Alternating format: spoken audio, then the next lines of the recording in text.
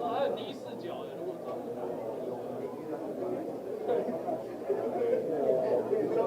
他还有两次高点，非常受欢迎。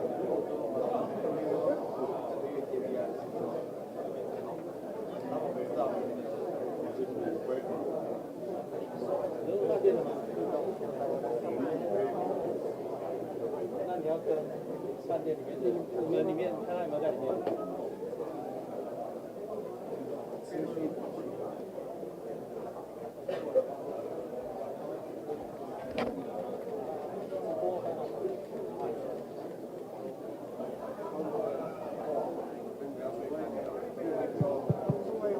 Okay, I need everybody be seated, and our event will start very soon.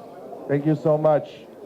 Please be seated, and also we have some empty seat here, so if you just come in, you can come this side of the room. Thank you.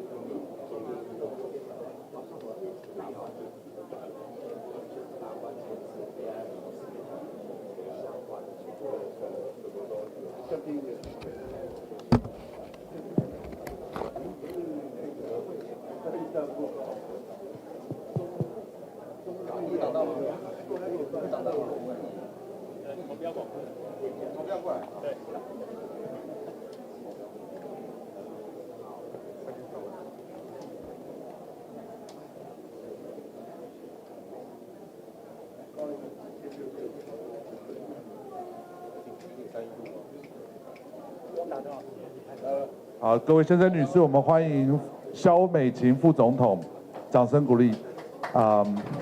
Ladies and gentlemen, Vice President Speaking Xiao.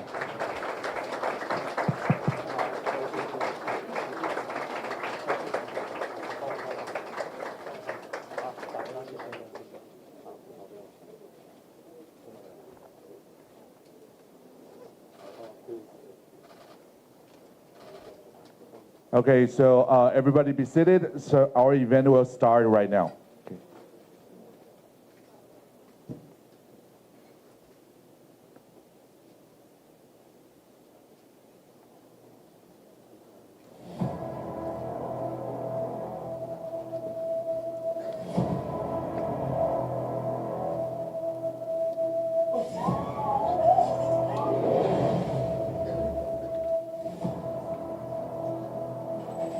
Chinese government has plans to use this new biometric technology to cement its authoritarian rule. But in modern warfare, the most powerful weapon might be a smartphone app and clever editing. People's Republic of China and is accused of spreading propaganda on behalf of the Chinese government.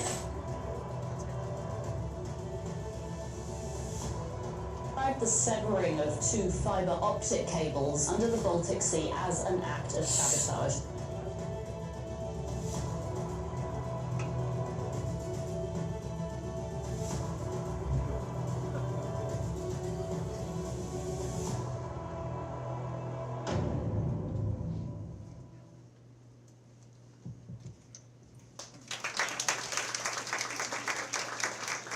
Okay. Good morning, everyone. welcome to CITW Summit 2026. And I want to thank everybody to wake up this early, and also thanks for our VIP guest,蕭美琴, Vice President, and also Damon Wilson, the President of the National Endowment for Democracy, and all our index committee, all our advisory board, and all our partners to be here. Thank you once again. Thank you so much.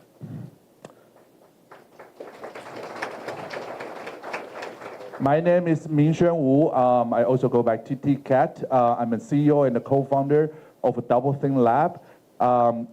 Today, the reason we can have this event, not only for everybody who respond to our open code, organized your own sessions, some of you pay for your own travels, and all our co-hosts to manage to help to bring people to come to Taiwan. We also have a lot of co-hosts today, and I want to give a big thanks to those co-hosts as National Endowment for Democracy, International Republican Institute, National Democratic Institute, Center for International Private Enterprise, CIPE, and the Open Technology Fund, and the Green Host. Thank you once again. So for those of you who the first time to come to our event, I want to give a very short and brief introduction about what it is about. So we started in 2019 as Doublethink Lab, Taiwan 民主实验室, but also we organized this international community in 2019. We only have 50 people in Taipei, which is a very small meeting gathering for important stakeholders. We already have people from all over the world talking about how we raise more awareness about the Chinese influence, PRC influence, Malay influence, or United Front work, and etc. And if you still remember, that's the time before COVID, right? So that was in the background in 2019, is that we are afraid that most of the people, civil society or governments around the world, doesn't really understand how PRC's influence operation work around the world. Then we have COVID hit. We did 2 years online, and right after online, we went to Berlin. 2023, we have in Taipei, the same place. That was 300 people joined us for 3 days. And then 2 years ago, 2024, we went to Johannesburg for our first African summit. And this time we come back to Taipei. And my team want me to emphasize that this is the biggest summit ever. We have 360 people registered, and from all over the world, 75 countries, and almost 100 speakers proposed sessions, and compose more than 60 sessions in the next 2 days. Give yourself a round of applause. This is a great initiative, and also Strive community. Not only we talk research, but we also want to push more actions. So in total, we have more than 600 network members who participate in our events or work with us together. And also, we launched the first and the only China influence ranking project in the world. It's called China Index. Now we cover more than 100 countries, and we will launch the new round of the data very soon next year, early of next year. And also work beyond the summit. During the summit, we also have small grants. We found small projects all around the world, especially in the global south, to promote more research, investigation, or to promote the index. And we have so many partners to respond to us. And I also very grateful and also very happy to see a lot of cooperation among our community members.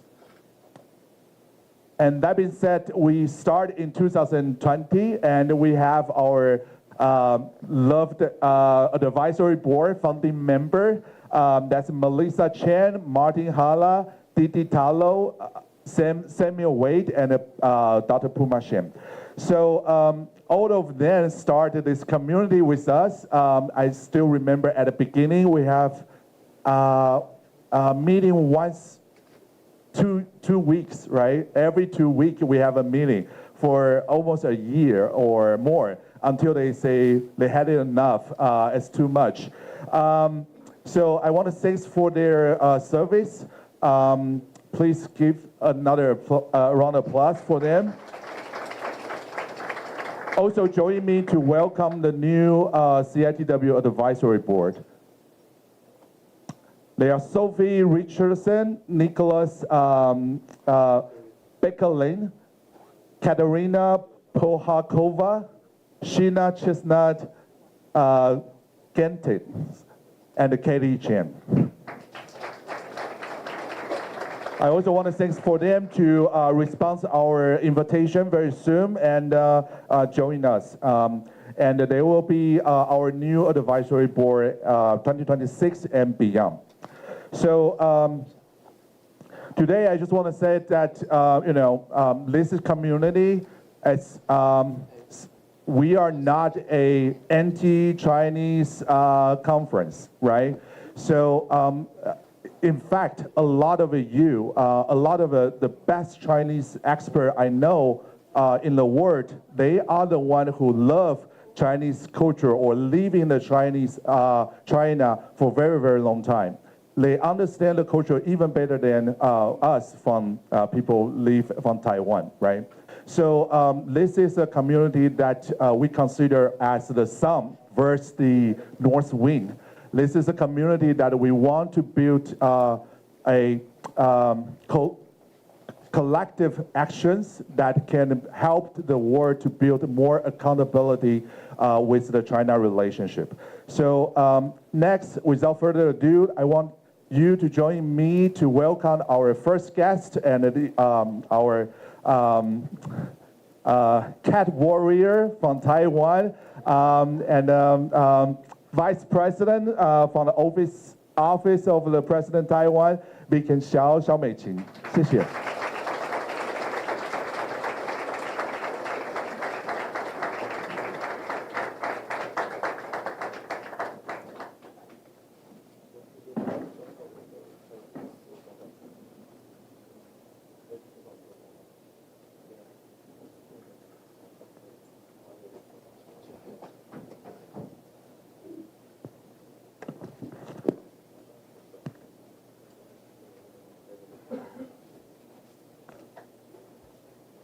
Thank you, TT Cat, CEO of the Doublethink Lab. The speakers for this morning, my old friends Damon Wilson and Bonnie Glazer, members of the advisory board, distinguished friends, partners from around the world. Good morning. It's a great honor for me to join you this morning at the opening of the 2026 China and the World Summit. And on behalf of the government and people of Taiwan, I extend a very warm welcome to the scholars, practitioners, and civil society leaders who have traveled from around the world to take part in these important conversations. But first, I want to thank the Doublethink Lab for your long-time commitment, but this time for bringing this community together once again. Your work studying and responding to Chinese influence, wherever it arises, is not only timely, but also essential to our work to keep democratic societies open. And also a word of thanks to the co-hosts of today, Open Technology Fund, Green Host, Center for International Private Enterprise, the National Endowment for Democracy, International Republican Institute, and the National Democratic Institute. Did I miss anyone? And of course, everyone else who has been committed to this effort for many years. And before I begin in my prepared remarks for today, I want to share with you a few recent events that kept me awake last night. The first was the very dramatic and horrific images of Tibetan exile, Mr. Lobga Rangzhen, who conducted self-immolation in front of the United Nations in New York. Now, these images demonstrate a very desperate cry, a very painful cry of desperation. But it also demonstrates the very difficult task of resisting the deprivation of basic rights in Tibet, the suppression of religious and cultural freedoms. The second event is what happened in Taiwan, Taichung, yesterday, where a Japanese-Taiwanese writer-journalist was physically assaulted following his speech at a conference yesterday. The perpetrator was arrested a couple hours later as he was planning to leave the country. This perpetrator was of Chinese origin and was in Taiwan with a Hong Kong identity. The third incident, which also occurred yesterday, was the firing of intercontinental ballistic missiles by China towards the South Pacific, generating serious concern among other Indo-Pacific partners. Concern over the disruption of a stable geopolitical environment, concern over the continuing and expanding threat to use force to project Chinese influence. Now, I highlight these few incidents that just happened. I think this is another demonstration of why it is so important that you are all here. In the next few days, you will be examining a wide range of global challenges posed by the PRC, and through your very substantive agenda, also make tools available to activists working under authoritarian pressure. And rather survey your entire agenda, which is very, very full and substantive, let me also offer 6 observations for the purpose of the short opening remarks this morning. And then I'd like to say a few words about Taiwan's approaches to these same questions. The first is on China's influence in the Global South. China is expanding its engagements across Asia, Latin America, Central Asia, the Middle East, leveraging security, partnerships, and economic influence. Their active geopolitical maneuvering is a challenge to democratic institutions and civic space in places least equipped to resist it. We saw this play out just a few months ago when RightsCon, the world's leading digital rights summit, was abruptly canceled in Zambia after reported Chinese pressure tied to Taiwanese participation.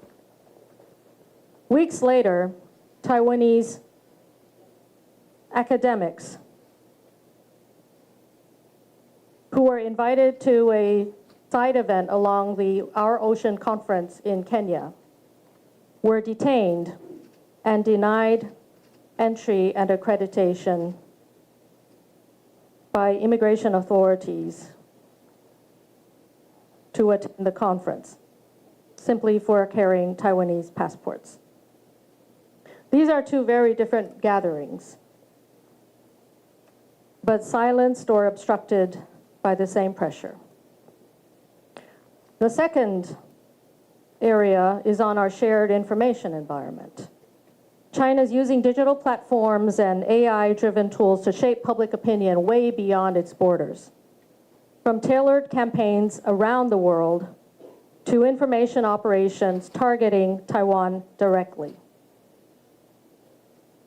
Ranging from food security issues to domestic politics, we have seen this evolve in tremendous sophistication in recent years. Borderless content farms and algorithm-driven platforms add another layer to this challenge, often blurring the line between organic public sentiment and coordinated messaging. What was once treated as a set of regional challenges or concerns is now clearly a global one.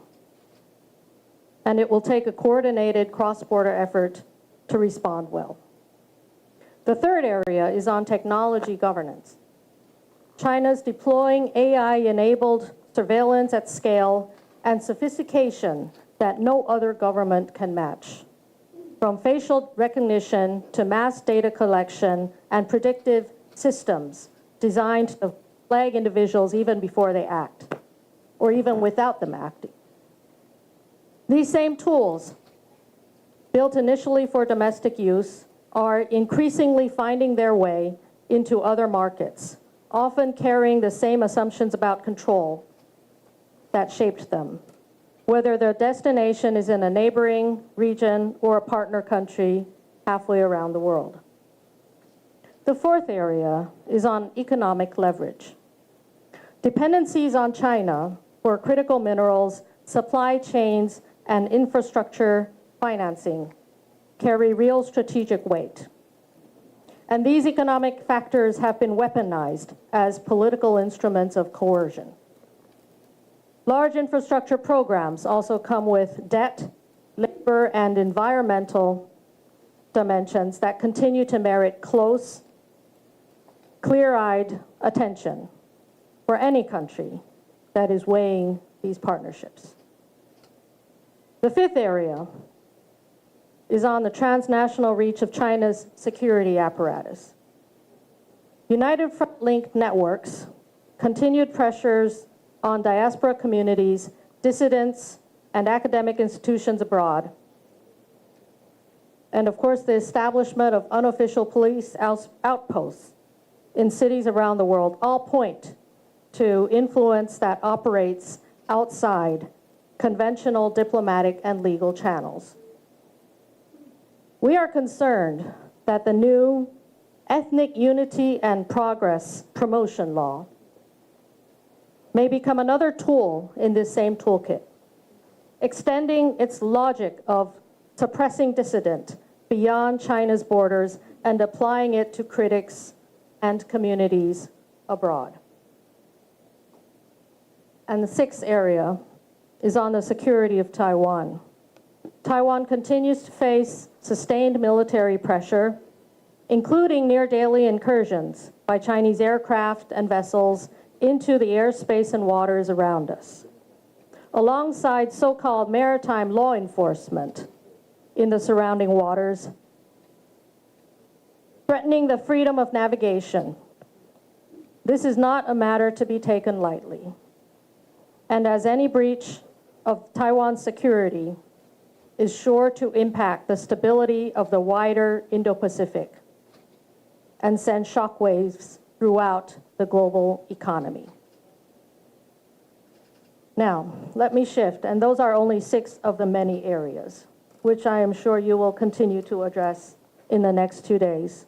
But now let me shift to Taiwan's approaches to these challenges, which is, of course, shaped by decades of experience navigating an increasingly difficult environment. It rests on at least 4 commitments. The first is resilience. We recognize that defending our democracy goes way beyond military defense. We are building whole-of-society defenses against gray zone and hybrid threats on the understanding that genuine security depends on close cooperation between government and civil society and on transparency as a tool against cognitive warfare. Part of that effort includes supporting open, secure digital tools that help journalists, human rights defenders, and civil society partners operate safely under authoritarian pressure, because the same technologies used to constrain can, in the right hands, also readily protect. The second is our role in securing supply chains. We are drawing on Taiwan's position in semiconductors and artificial intelligence to help build reliable, trustworthy supply chains together with like-minded international partners. We see this as a shared responsibility for global economic security. Not simply a commercial opportunity, but one that works if it is built together with other like-minded partners. These secure and trusted supply chains will also help those societies and economies that are vulnerable to the weaponization of economic coercion. The third area is deterrence. We continue to enhance our investments in credible self-defense and asymmetric capabilities, certainly not to invite conflict, but to prevent it. And we do so in close coordination with partners who share a stake in peace and stability across the Taiwan Strait and the wider Indo-Pacific region. Our fourth commitment is in partnership. All of this rests on the trust our democracy has earned, at home and with partners who have stood with us over many difficult years. That trust allows us to deepen values-based coordination and cooperation with like-minded countries and civil societies around the world. And we hope to serve, where useful, as a constructive partner and force multiplier for others engaged in the same work. In closing, I want to again thank our host and organizers, and of course all of you who have come from afar, for making the time to be here this week. And I wish this summit every success. And despite the approaching typhoon, I'm sure we will all weather the storms, both literally and figuratively. Together, we are stronger together. Thank you. Well, thank you so much, President Xiaobing, for your inspirational and insightful remark. Let's give her a round of applause to show our appreciation. Next, we kind of ask Vice President to remain on the stage, which we will have some group photos. First one, I want to invite our advisory board, Melissa, Didi, Martin, Sophie, Nicholas, and Kat, to join us for the group photos.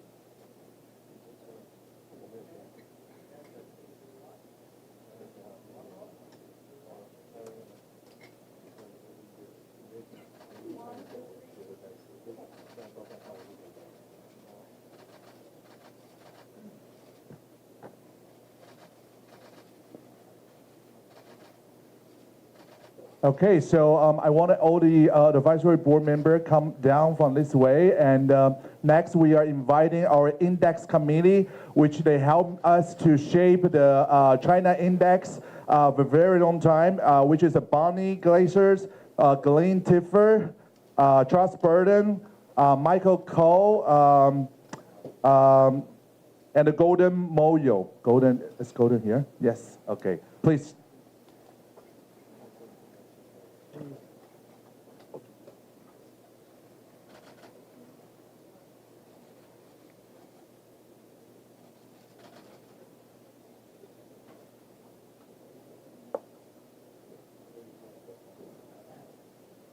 好，看镜头。好，3、2、1。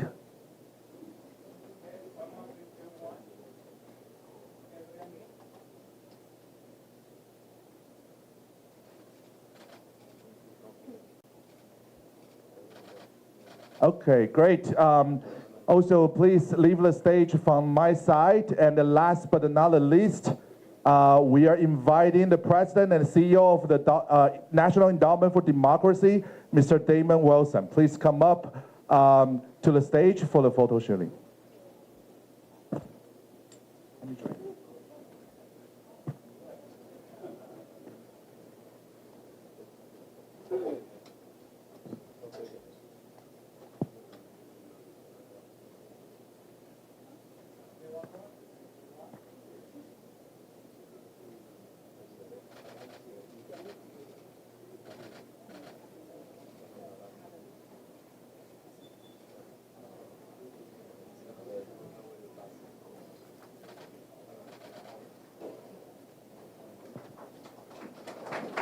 Let's give a round of applause to this Vicky Xiao, our Vice President.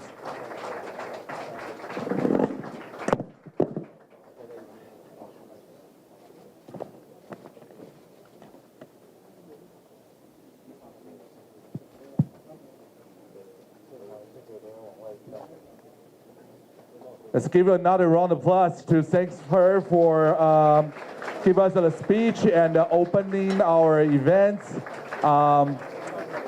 Thank you so much. Next, I want to invite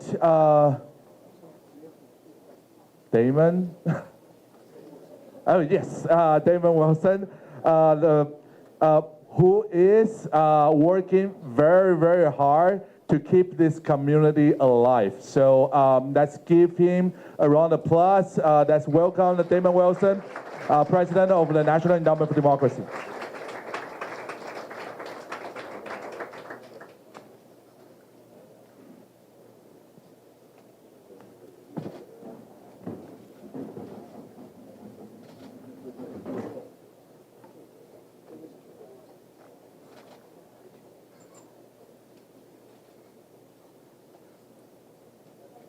Good morning, everyone. Wow, that was a set of remarkable, cogent remarks from the Vice President to kick us off today and to give us charge for the next couple of days together. So I want to welcome and thank all the distinguished guests who are here. Vice President Xiao Kim first for kicking this off. TT Cat and the entire team at Doublethink Lab that's done a remarkable job of pulling this together. Our co-founder of this whole enterprise, Puma Shen, who is with us as well, the members of the advisory board and the index committee. It's a real honor to be here. Congratulations to everybody who put this together. It takes an incredible job to bring together people who are really extraordinary across this room, an extraordinary group of experts, practitioners, and defenders of democracy around the world. And I think the Vice President reminded us of why we're here. You think a lot about your own communities, your own citizens, your own countries, and how to protect their fundamental freedoms. We just celebrated those in the United States, marking our 250th anniversary of these foundational freedoms that we have to work to commit to protect. And whether we think of Lobda Rangzhen at the United Nations, Akio Yaita, who was just attacked in the South, Pastor Ezra Jin, just released, there are many out there who are depending on the impact of the work that you are undertaking here. So on behalf of the National Endowment for Democracy, thank you.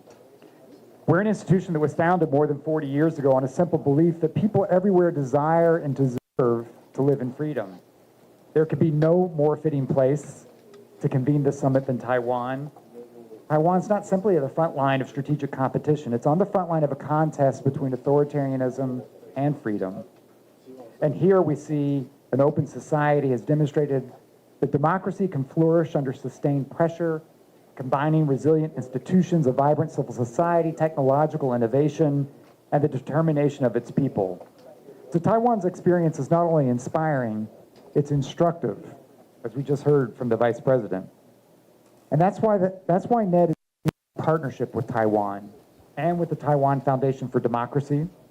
We believe Taiwan can serve not only as a democracy worthy of the world's support, but as a global hub for democratic resilience, a place where democratic leaders and journalists, civic innovators, researchers, policymakers from every region can learn from one another, build enduring networks, and strengthen our collective resilience. Taiwan's security will rest not only on deterrence and diplomacy, but also on deepening its place in the global community of democracies by helping strengthen freedom far beyond its shores. The need for that leadership has never been greater. At a moment when we are living through a period of profound uncertainty for democracy and freedom worldwide, this gathering couldn't be more timely. Freedom has declined globally for nearly 2 decades. Political rights and civil liberties continue to erode in countries around the world. And while the causes of this decline are multifaceted, there is no doubt that the malign influence of the Chinese Communist Party is a significant driver of many of these negative trends. The CCP represents a challenge unlike any other in modern history. An anti-democratic superpower deeply embedded in the global economy, international institutions, frontier technologies, and critical supply chains. It's creating new institutions and new mechanisms to project its influence while employing political, economic, technological, and informational tools to reshape the international environment in its favor. And we know that the CCP has bold ambitions. As Xi Jinping often says, changes unseen in a century are underway. Xi Jinping, Vladimir Putin, and other authoritarian leaders have openly pledged to shape those changes. But malign influence is only possible when the CCP succeeds in finding willing partners and vulnerable institutions. Elite capture, kleptocratic networks, media manipulation, transnational repression, and economic coercion are among the tools authoritarian actors employ to weaken democratic resilience. Yet I leave room for optimism because I see the people that are gathered in this room. I know your work. We see country experts from around the world, journalists, China specialists, scholars, economists, diplomats, human rights defenders, and technologists. We see people who have committed themselves to understanding these challenges and responding with seriousness, integrity, and courage. None of us can be experts in everything, but by sharing knowledge, building partnerships, and learning from one another, we strengthen the global community that is essential to defending freedom and democratic values. And if the autocrats are working together, it's only fitting that we are working together as well. The autocrats do have a weakness. They're bound by interests, not values. They're often suspicious of one another.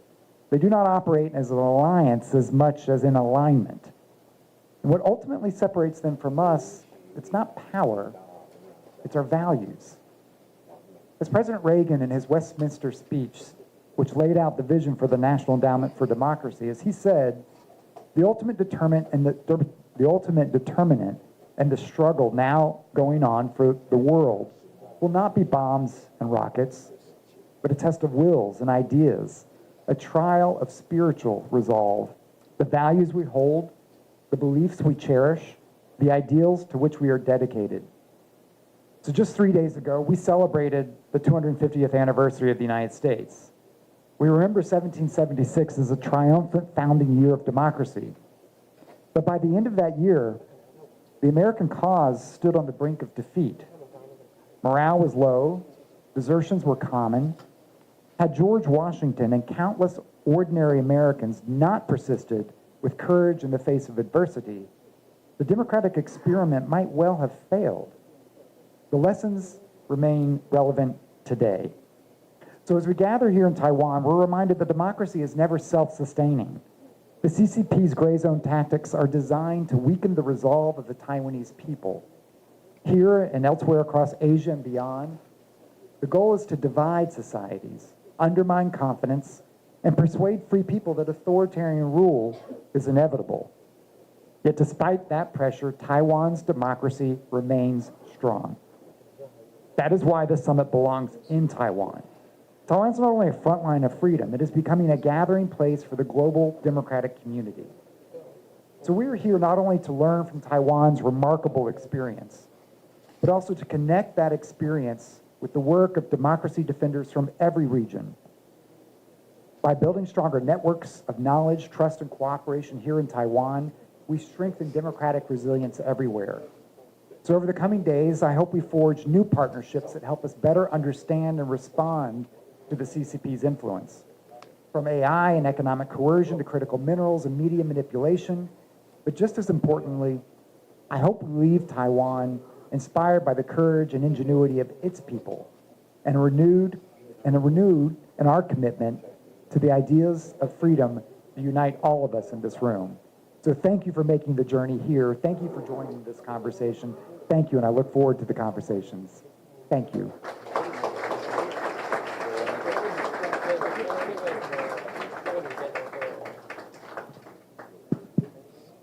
Thank you, Damon. It's now my great honor. I'm just looking for the time, and we are perfectly on time. So, which my time feel like longer than probably you. Yeah. So it's my great honor to introduce my next speaker, keynote speaker for today, Bonnie Glaser. Please give a round of applause. She's the Managing Director of the Indo-Pacific Program at the German Marshall Fund of the United States, and is also one of the most respected voice of Indo-Pacific security, U.S.-China relationship, and the cross-strait dynamic. And she also joined us for the Index Committee since 2021. Yes. Thank you, Bonnie. Yes. Good morning, everyone. This on? Yes. It's really a privilege to join all of you here in Taipei and to open this year's China in the World Summit. I want to thank Doublethink Lab, CEO, of course, TT Cat, Vice President Kim Xiao for her really inspiring remarks. Damon Wilson, your speech was fantastic. But special thanks to all of you who worked to bring together this truly extraordinary community of researchers, of journalists, civil society leaders, and government officials from around the world.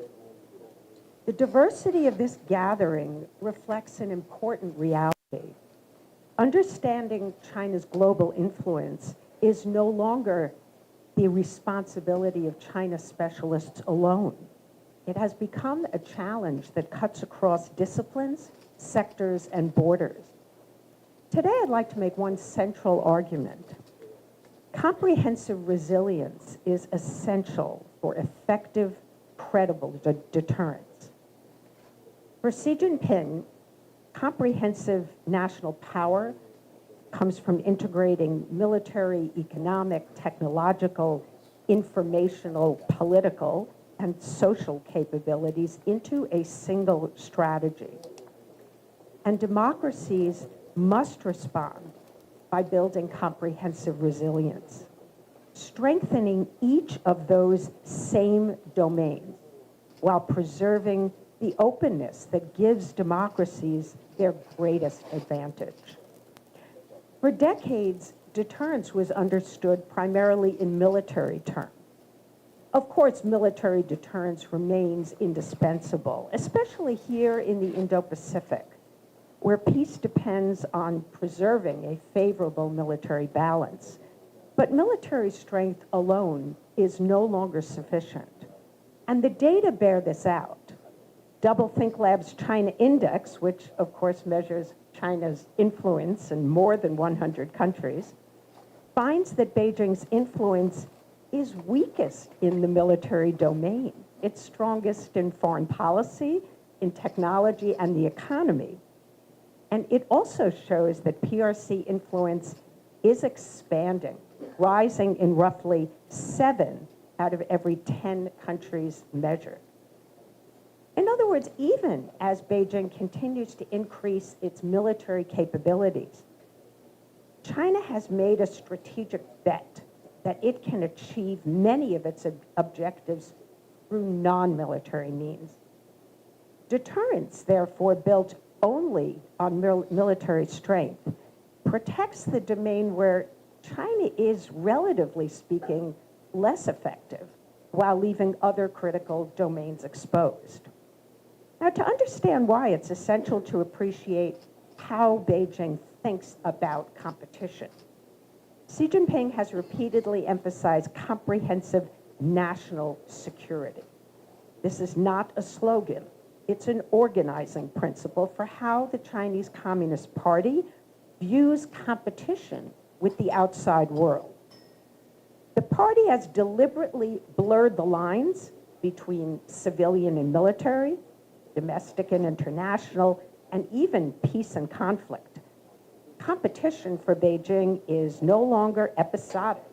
It is continuous, requiring persistent struggle across every domain of national power. Because Beijing has broadened the battle space, democracies must broaden deterrence as well. That's one of the founding purposes of the China in the World Summit, to strengthen democratic resilience against authoritarian influence. Too often, resilience is described in passive terms. It's referred to as the ability to recover after adversity.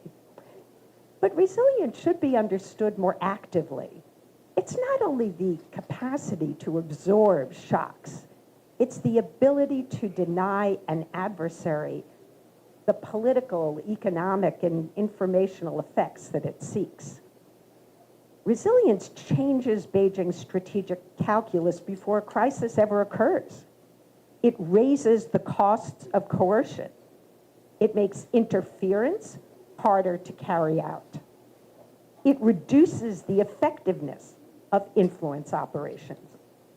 It lowers the returns from economic intimidation, and it strengthens public trust so that disinformation fails to divide societies. When resilience changes the expected outcome of coercion, it becomes deterrence. Military deterrence seeks to convince an adversary that aggression will fail.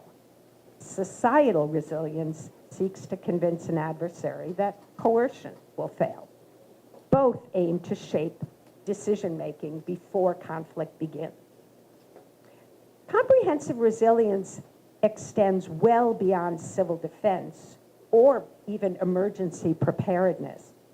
It includes secure supply chains, trusted democratic institutions, independent media, information integrity, technological innovation, cyber resilience, social cohesion, and last but not least, strong international partnership. Together, these strengths create societies that are harder to intimidate, harder to manipulate, and harder to divide. The stronger a democracy is across these domains, the fewer openings Beijing has to exploit its vulnerabilities. This broader understanding of deterrence has important implications. It means that many actors outside the traditional security sphere contribute directly to national security and to democratic resilience. So journalists investigating foreign interference, they help expose and blunt covert influence. Researchers, like myself and many of you here, tracking influence operations help protect democratic institutions. Technology experts improving information integrity help strengthen strategic stability. And of course, civil society organizations are building democratic resilience and help to sustain the peace. In the 21st century, deterrence is no longer built only at military bases and installations. It's also built in newsrooms and research institutes, in universities and election commissions, technology companies, and civil society organizations. Those gathered in this room are not merely observers of geopolitical competition. You are helping to shape its outcome. And that role is empowering. It is a source of agency and purpose. Nowhere is the changing nature of deterrence more evident than here in Taiwan. For decades, Taiwan has faced military intimidation, economic coercion, political warfare, and of course, information manipulation. Yet Taiwan has done more than simply endure these pressures. It has adapted, innovated, and built practical models of democratic resilience. Across government, civil society, independent media, and the technology community, Taiwan has developed new approaches to countering disinformation, increasing transparency, strengthening media literacy, and fostering public participation. Taiwan has become a living laboratory for democratic resilience. To my Taiwanese hosts and colleagues in this room, the officials, the researchers, the civil society leaders, the journalists and technologists who have helped build that model, I want to be really direct. The rest of us are still catching up. Taiwan's experience matters not only because of its geography, but because it has confronted early and intensively the challenges many other democracies are now only beginning to face. the rest of the democratic world increasingly looks to Taiwan not simply as a security challenge, but as a source of solutions. And that is one reason that this conference matters. China's influence doesn't look the same everywhere. The challenges in Lithuania differ from those in Kenya. Australia differs from Nepal. Japan differs from the Solomon Islands. Every country has different institutions and different vulnerabilities and different relationships with China. But there is a common lesson. Authoritarian influence exploits opacity. It exploits corruption, it exploits polarization, and it exploits weak institutions. And because those vulnerabilities exist across democracies, so too must our learning. And this is precisely what Doublethink's China Index helps us do. The China Index reminds us that resilience is measurable. It helps identify where vulnerabilities exist. It allows countries to compare experiences. It enables policymakers and civil society to identify priorities for reform. And most importantly, it demonstrates that resilience is not an abstract aspiration. It is something democracies can deliberately build. So let me conclude with one final observation. Much of our work rightly focuses on China's growing capabilities across many domains. But we should not lose sight of democracy's comparative advantages. Open societies innovate faster because ideas can compete. Independent institutions identify weaknesses before they become crises.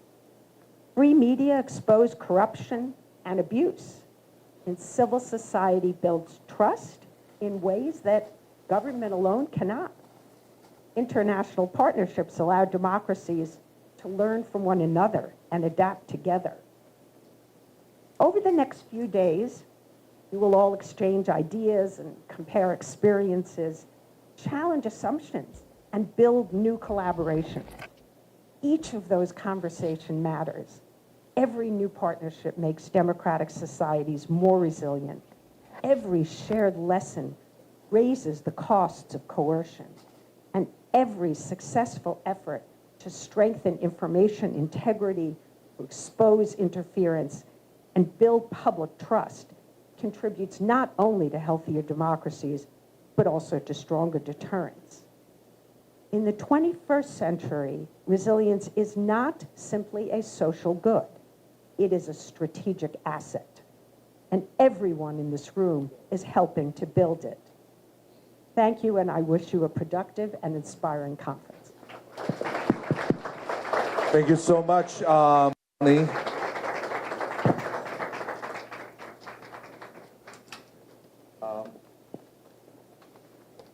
That was wonderful and insightful and also very inspiring. Just like Barney said, and also Damon mentioned it. This community, I would say that this community in this room is gathering people who know the Chinese the most together, combined together, right? And also, this is a very, powerful and thrive community, and we've been together for 7 years. And now I think this is a right milestone that we can start to think about how we, of course, we still have a lot of a research gap that we need to fill in, but how we together to build more action response and help one over each others to really address those influence, undermine those malign tactics around the world, and also for holdover society resilience and build together, not just society as the international, the worldwide. I think this is really great. And also, please reminded that just like our Vice President mentioned, that some people is giving life for fighting for those authoritarian resilience. And also there's a risk that everybody here are taking. And for that, I really thanks for everyone who make it to here, and also to propose the idea, organize your own sessions. And lastly, I want to say this community and this event is belong to all of you. Thank you so much. Thank you so much. Yes. Next, I want to introduce the one and only, our event coordinator, Ai Hua, to come up on the stage.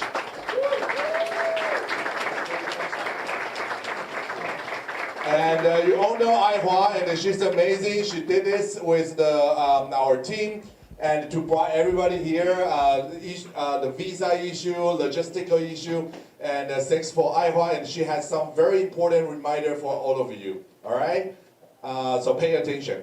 Thank you. Okay, thank you. Good morning. Hello, good morning, everyone. Hi. Thank you for joining today's CITW Summit opening ceremony. And my name is Ai Hua, the primary coordinator of the summit and the CITW network. And at the end of this session, we have some housekeeping notes for you. So for our next program, we will invite all of you, all of our participants to move to the 9th floor for the 5-track session agenda and the upcoming sessions. And please know that when it's time for lunch, please, we will all return back to this level. Yeah. And next, please pay attention to a few important value rules regarding privacy and safety. So first, regarding photography, so only our photographer, is Jia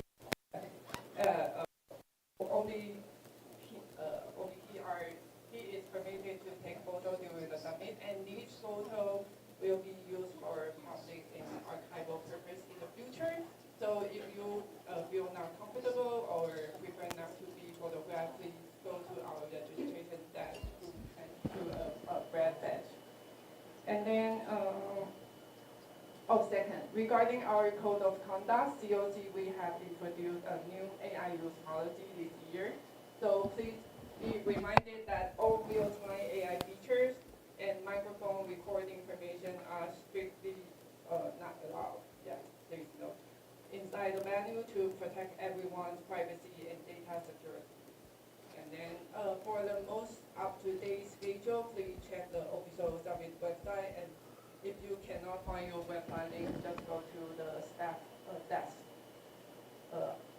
at both the 7th floor and 9th floor staff desk. And we would also like to extend our special thanks to SS Now for sponsoring VPN codes. And along with the VPN, we are also providing a digital clinic service during the summit. If you have any digital security concern or any technical consultation, etc., please feel free to stop by the clinic whenever you have the moment. And before we move on, 2 quick reminders. So please help us by filling out the pre-event survey form if you haven't already. And secondly, for our funded participants, please remember that you have to submit your physical or digital boarding pass to the staff to process your reimbursement. And if you need any assistance throughout the event, please feel free to approach anyone or amazing staff crew with the yellow bag. Yeah. And thank you so much, and we wish you have a very productive and fruitful 2-day summit. Thank you.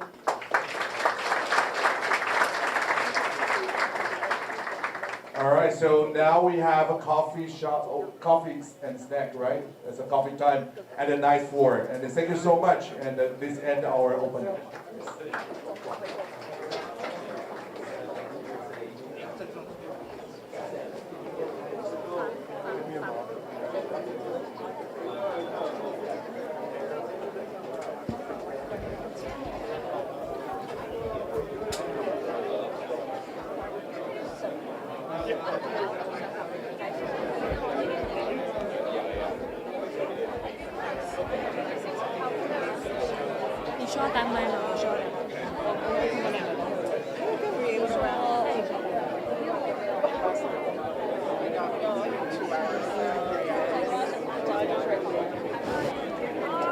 Change much.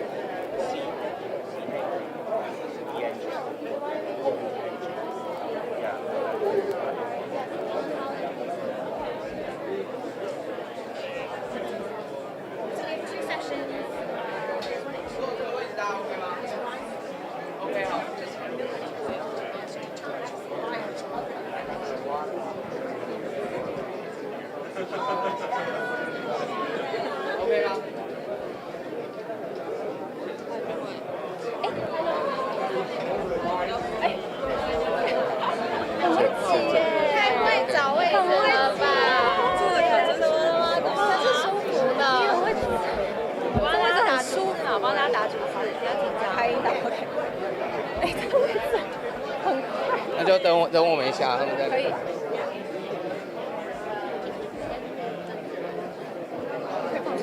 家要找香港，所以我等下会找那个郑天琪。但是我还没跟他们。可以啊，可以啊，只是那个香港人。对，只是要先跟他讲，等我们放完。我们待会可能会空一下题目，大概就是5题8分钟左右这样子，好不好？我先10版哦，先这场。对，10版，然后还有跟这一场有关的问题吗？是不是？自由自对对。他的那个人设的那个嘛。对。那再来就是那个你说这一场活动的那个，有没有什么互动这样子？那我们就先这个。OK， 那我们就先跟这场活动有关的，然后我们再市政相关，我们就往后。对，但可能就没办法完全问到，这个先跟大家沟通一下，这样子。对对对对对。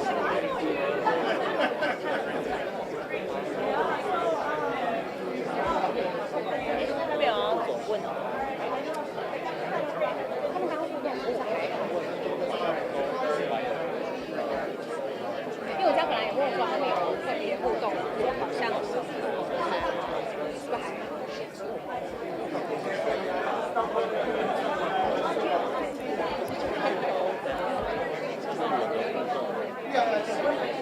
我们可能是180，我是觉得我超忙的。好，可以先问，看状况，看他脸庞。还是就站在这边吗？可以，我们再跟我往前一步，我这样 ，OK 吗？好。OK 吗？好。可以哈，大家可以。好。我想请教，今天跟副总同场活动，然后也是过去那个台湾民主实验室的这个活动，但可是刚刚跟副总统的一些互动好像比较少一些，那未来还会找副总统一起站台之类的？因为今天这个最主要是我们民主实验室办的活动，那今天很高兴那个萧副总统能够来致辞。那我们刚刚从楼下来到楼上的时候，其实已经聊了很多。那说真的这个呢，因为最近台湾发生非常多的事情包含这个我们看到台中的暴力的事件，然后还有这一个中国的试射飞弹，所以很明显的对方想要用拳头，想要用威吓的方式让台湾人闭嘴。但是呢，我们也看到台湾人是不会因为这样屈服的，我们也不会因为这样少讲话。我们参加这样的一个会议，我们办这样的一个会议，全世界研究中国的人大家齐聚一堂，就是要代表我们的坚定，也要让大家知道民主同盟是怎么站在一起来对抗这个集权的扩张。我们这个关于10版民国昨天无预警遭到中国籍人士突袭外界觉得说这应该是在团结促进法之后的首起的跨境镇压。委员您怎么看？您过去研究的例子来看，我们应该要怎么来预防这些事情，怎么来做一些因应？对这个呢，大家都知道跨境镇压作为一个长期的研究主题，大家如果现在站在这里这个整间房间应该都是一堆被跨境镇压的人所以呢，我们这个本身我们自己都是 case study， 像副总统之前被在捷克所发生的事情还有我自己被通缉的事情，这其实都是在所谓的跨境镇压里面的经典案例。那石板先生昨天遇到的这件事情我们真的是严厉的谴责。这样的一个，它不仅仅是一个暴力的事件，它是一个跨境的镇压，它是中国想要用拳头的方式让台湾人没有办法讲话但是呢，不管是我们这个石板先生的后续的发言，然后还是我们现在各团体大家现在站出来，都是因为我们不会因为这样而屈服。我们对于这样的一个法律战对于这样的一些措施，我记得在上礼拜5院会的时候，我们已经提出来，我们对于在地协力者，我们应该怎么做？我们对于风险控管国人如果附中，我们应该要怎么做？其实这些都已经有法案。那我们提出这样的谴责案，然后呢，希望立法院能够通过，结果呢还是被否决掉。所以呢，当大家都站出来了，当国际的人士都站出来了，唯一站不出来的就是立法院，这是令人啼笑皆非。我想问一下，就是刚跟葛莱仪还有 Damon Wilson 有没有什么互动跟交流？那或者说从他们致辞当中有没有什么启发？那你觉得参加这样的活动，对于台北市作为国际大都市来说，有什么样的连结？这样？刚刚不管是 Damon 还是 Bonnie 都是长期的老朋友了那这个会议呢，其实 CITW 它有一个委员会，那我在这个委员会已经7年了大家刚刚也都有看到，从2019到2026，我今年终于可以卸任了今年就是要交接了。那这7年当中呢，我们不断的集合这个全世界对于中国有研究的人，一年比一年大。7年刚刚看起来是有360人，是来自于75个国家所以呢，我们一直以来呢都是致力于这样的一个国际交流。那这就像我之前提到的，要办论坛，要做交流，就应该是像这个样子。我们每一次的交流都还有追踪的事项，每一次的交流还有针对全世界各国的补助。然后呢，我们还有网站每年定期的更新我们的报告，这个才叫做论坛。那这个才叫做呢，大家要怎么去把自己的研究项目让其他的国家知道，甚至让每一个国家的国会议员所引用。这个我确实是我们长期办这个论坛这个才叫做论坛的真正的意义。那刚刚呢，不管是副总统还是 Damon 跟 Bonnie 在致辞的时候，其实都提到我们民主韧性的重要性。那我们现在的韧性委员会，还有一直到我们的内政部，其实都一直致力于我们国内韧性的建立。而这个韧性呢，绝对不是只有中央的事情，韧性绝对也是城市的事情。这个城市不管是从硬体的韧性、防灾的韧性、人跟人之间连结的韧性，对于我们现在威胁认识的韧性，我们今天准备的韧性，我们心智的韧性，这些全部都是从中央到地方必须要建立起来的。而这也是我一直在还没有从政之前致力的项目。那这个中年游资的食安事件，现在国民党是要求您跟苏巧慧应该要来监督中央，会不会觉得这件事情很像是中央地方在互推？要怎么看他们的态度？这个呢，我在应该是前天就是一直在强调一件事情，就是这个没有再分什么中央地方，这个就是中央地方一定要协作。大家可以看到呢，现在公布的厂商，为什么能够知道这家厂商？第一个，中央先掌握到那些编号嘛。那但是有了编号之后呢，到地方上流到哪些商家，需要地方上做调查嘛，需要卫生局，然后再回报回来，然后再会诊。所以你没有中央，没有地方，这件事情就是没有办法继续下去。所以中央地方的协作就是如此的重要。这真的不是互相推诿责任跟这个喷政治口水的时候。就跟我们现在台风要来临，我们要防灾，我们也没有再分这些东西。我们看到哪里有问题，就赶快冲过去处理；看到哪里有问题，就赶快提醒跟建议。大家一起把防灾做好，大家一起把油品的这一个揭露做好。我相信让国人心安，这是最重要的事。一般想请教说，之前有党内有传出说，可能希望您在选战的步调上面少谈一些两岸统独的议题。不过今天这场跟中国的议题还是很相关，当然也涉及到您本身的专业。那您觉得这样子是对选战是有加分的吗？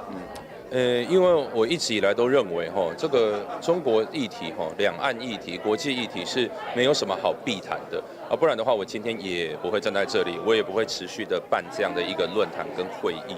所以呢，对我来讲，我在国防外交委员会，我当然专注在我们要跟国际同盟这件事情，我们要怎么对抗集权中国的威胁、中国的法律战应该要怎么做？今天民主的友人这个来自于那么多国家，我们要做哪些交流？这些都是我专注的事情，也是我的专业但是呢，如果今天是提到市政、都市设计的专业防灾的专业，这些专业我在讲的时候，当然就不会去讲中国。这两件事情从来都不是互斥的，要守护这个国家，跟要守护这个城市，两个是一样的事情。对于我们国际风险，我们面临到我们应该怎么做？在城市遇到风险，我们应该怎么做？国家的产业应该怎么做？城市要怎么接球？我相信这些事情都不是互斥的。好，谢谢啊，谢谢。帮公司提问。去看大湖抽水站啊，清淤完成了之后，也是比之前积极蛮多的，相较于上次，那是不是也是担心内湖再淹水？你说他去清淤这件事，他还开了准备会议，而且昨天也紧急去抽水站。我觉得真的都乐见其成就是我讲的，不管是中央地方的协作不管今天是这个地方去清淤。这个防灾没有再分蓝绿的了防灾没有再喷政治口水的，所以看到今天有去这昨天开始前天开始不管是作证啊、清淤的这些事情都已经在进行我个人是感到非常的，就至少是乐见其成我觉得唯一受伤的应该只有三苏了。那怎么看下午蒋万可能会跟这个郑丽文同场？跟您早上跟萧美琴同场这样的阵容是比较起来，你怎么看？谁跟郑丽文？蒋万可能下午会跟郑丽文有同场活动的机会。那这个他要跟谁同场是他的选择。对，谢谢。吴模员还有行程要赶过来，因为他们要 housekeeping， 对，他们这边要对，他们要。